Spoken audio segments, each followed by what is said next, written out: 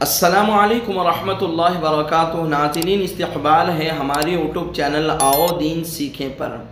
नाज़रीन, आए दिन कई सारे शकीली पकड़े जा रहे हैं, जिनमें से ये दो शकीली हैं, दो अलग जगहों पर ये पकड़े गए हैं।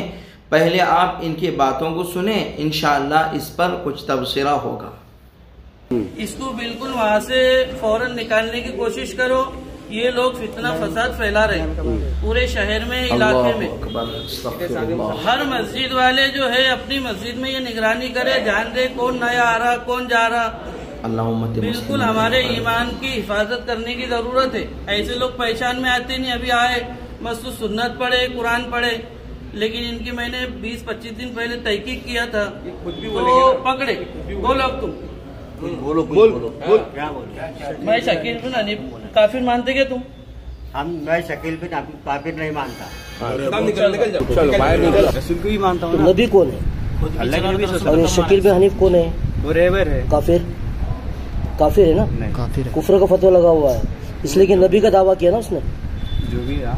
मैं क्या पूछ रहा हूँ, एक मिनट, नबी का दावा किया ना उसने?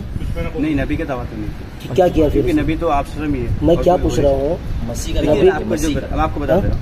मसीह का दावा किया? हाँ। मसीह का किया है ना, तो मसीह हो। अच्छा, मसीह कैसे पैदा होते हैं और कहाँ से आते हैं? कहाँ से आते हैं? माँ के पेट से पैदा होगा जन के, या अल्लाह उसको पैदा करेगा डायरेक्ट? नहीं, ये माँ के पेट से। हाँ, माँ के पेट से। माँ के पेट से। मसीह की माँ का हजरत ईसा। जी हाँ दोस्तों, ये शकील बिन हनीफ का फितना बढ़ता ही चला जा रहा है।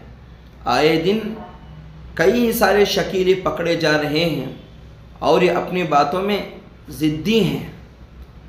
पता नहीं इनके जहनों को ये क्या हो गया है और किस तरीक़े से इन पर मेहनतें की गई हैं। अल्लाह ताला इन लोगों को हिदायत दे और अल्लाह ताला ऐसे फित्तीनों के फितने से उम्मत मुस्लिमा की हिफाजत फरमाए।